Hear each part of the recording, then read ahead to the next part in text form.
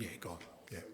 And we've also seen United holding on to their goalkeeper Onana for the game against you. Quite a big difference in terms of join-up times, a bit of an inconsistency there. I just wonder how you feel about that and if it feels entirely kind of fair to you. Yeah, no, I don't think it's fair or unfair. It's just, each club can sort of deal with it the way we want, and there's other reasons for these kind of things. But no, I don't think it certainly doesn't. What other clubs do doesn't. It doesn't sort of affect me or the way I view it. Ultimately, we're bound by FIFA rules with these things, and we we want our players to represent their country. They're big tournaments they're going to, and hopefully they're all successful. And more importantly, hopefully they all come back healthy. Were you surprised that United got that extension on? No, I mean, like I said, I spend zero time. I'm not bothered at all what other clubs do. No. Similar theme on losing the players and to the cup competitions. Would Spurs have to consider that now moving forward when they do enter the transfer market? Because 3 first-team players is a significant amount, and any more, I'm assuming, would be pretty catastrophic. So is that something the club have got to be wary of now when they look at signing players? Oh, I'd hate for that to be the case because you'd miss out on some fantastic talent. We've got a generational player from Asia that's been representative of our club, and if we lose him every 4 years for 5 weeks, I think it's a real small price to pay. And I love international football. I think it's important. I don't like the way the calendar has been crammed, but the events, the tournaments they're going to now are significant tournaments. They're not sort of just thrown together in the last couple of years. The African Nations Cups are very important. The Asian Cups are very important for these nations. You've got to understand that these guys, this is where they were brought up. This is where, a lot of who they are today comes from. And when they go represent and put their shirt on, it's not just another game of football for them. So I'm sure Sonny would love to have been here with us and Pape, but it doesn't diminish what they do there. And I would never rule out somebody because they're going to represent their country. I think representing your country helps a player develop both professionally and personally. You talked about Sonny earlier and what a good player he's been this season. And he's been nominated for Player of the Month as well. The Asia Cup's been on the agenda for a long time though, so how long have you been preparing for this absence, and do you feel as prepared as you could be? Yeah, we've been preparing since the start of the season, but I wasn't preparing to lose half a dozen other players at the same time. So, you kind of understand that. I mean, if we had some of our injured players available and fit, the absence would be diminished, albeit he's still a significant person at our football club. Like I said, it's not just about what he does as a player. He's the captain of the club. He's been our leader, our standing leader from day one, on and off the field, and it's a significant absence. So, but from that perspective, in terms of the presence he had on the field, if Romero and Madison were available, then yeah, you could diminish it, but they're not available. So, with all the other challenges we've got, it makes it more difficult. But it's been like that from day one. I think we've had to overcome these things, and it's just another challenge for us.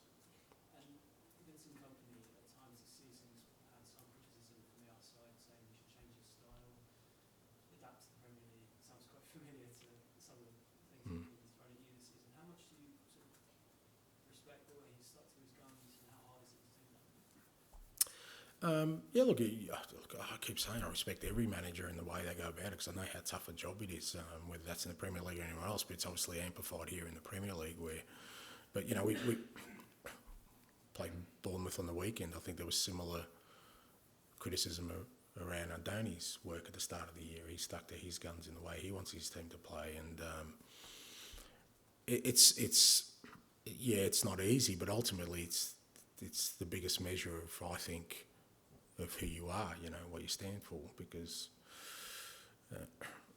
invariably if you change in that moment just because people want you to change and not because you feel it's the right thing to do, then you're on a slippery slope because those things never end. There's always challenges, you know. There isn't a manager, irrespective of where they are, even the ones who are on top still get criticised for something they do. So it's part of your existence as a manager. You need to embrace that and understand that. And like I said, the test then becomes when people are calling for you to change something, and it doesn't mean you don't. If you think it's for the right reasons, then you should do it. But if you're just changing because you think it appeases or somehow will mean people cut you some slack, it just doesn't happen. It's a slippery slope. Like I said, you end up becoming someone you don't want to be, and ultimately you fail. Hamza. You've been coaching a long time, been to company not so long, but you've both been in the Premier League an equal amount of time. How hard do you think it is for a young manager to learn their trade in the Premier League compared to other leagues? Look, I think it's hard wherever you do it. I guess there's more focus here for sure, but you also got more resources. You know, there are other managers who their first job is, you know, a real hard shift as well. You know, but wherever you start, I guess, like I said, the important thing is that ultimately you know, especially when you're kind of first getting into it, is that you kind of try and figure out who you want to be and how you want your teams to play, and every opportunity you have to do that you try and take. And it's obviously harder under the spotlight of a competition like the Premier League because every little thing gets scrutinised and sort of dissected, and there's plenty of opinion, plenty of advice, but ultimately you realise that none of it really matters if it's not who you are, you know. And but like I said, I've got great respect, whether it's, you know, somebody like Vincent who's in his first year and in the Premier League, and somebody like Roy who's, I don't know, then he's not escaping criticism either, is he? So that's your existence. Like, if you've got to understand that never goes away. It'll never go away. And as long as you know how to deal with it, and like I said, you don't allow it to change you, then you can live with it. I appreciate that everyone's always learning all the time, but is there anything that you've learnt in particular over the past few months that you Well, I've learnt there's a word I shouldn't use from now on. So you're always learning, mate. You know, even at my age, and I've always tried to make it. I've always tried to make it sort of, you know, a pact with myself that, you know, I'm never going to stop learning, whether that's about life, football, or anything else. And you know, I've enjoyed the experience so far. It's been everything I've kind of wanted it to be in terms of challenges and in terms of you know, the space I'm working in. But at the same time, I think, you know, the years of experience that I've had have prepared me well for it. Matt, you got anything? Yeah, no, I just wondered, do you ever picture yourself lifting trophies, as a more general question? I've got real pictures, mate. No, but I mean, you're obviously... There's quite a few of them, mate. Mentally, what I'm thinking is, do you pick... No, I just look at the ones I've got, mate. You're lucky to be able to do that, but... Yeah. No, I've earned them. I'm not lucky. Put them above the ceiling. No. I know what you're saying, but I'm saying, is that what sort of inspires you and spurs you on those pictures? I like. It's a debate between fourth, isn't it, and winning. No, I get that, but like, I love winning, mate. That's all I've done my whole career, and I don't say that dismissively that I've got pictures, and I don't, you know, no, I don't have them on my ceiling, mate, as you suggested. But I that's what drives me. You know, every year I start the year hoping that, you know, at the end of the year there is a picture of me with a team and lifting a trophy. That's what I've tried to do my whole career, and I've got plenty of evidence of that. So that's what my sort of intent is here. It's not something that I have to visualise, it's what I do. I think Spurs have lifted trophies in the past. Are you keen on having those around and using those to motivate the players, to show them what it's like?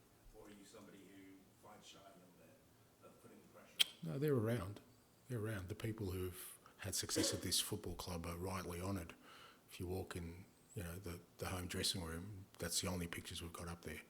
Teams and individuals that have won things, because we know how important it is to our supporters in this football club. So they are honoured. You don't hide those things away. you absolutely put them up as an example of who we want to be. And because of Spurs' history, is it a bigger deal, the FA Cup, at this club than perhaps it would be at other Premier League clubs? I don't know about other football clubs. Again, I'd hate to think there'd be any football club who wouldn't care about winning a pretty significant trophy. But certainly for us, like I said, we want to try and win every competition we're in, because I think that's the stature of this football club. What do you do with your winners' medal? Are you someone who has a little trophy room type thing in your house, or is it put in the attic?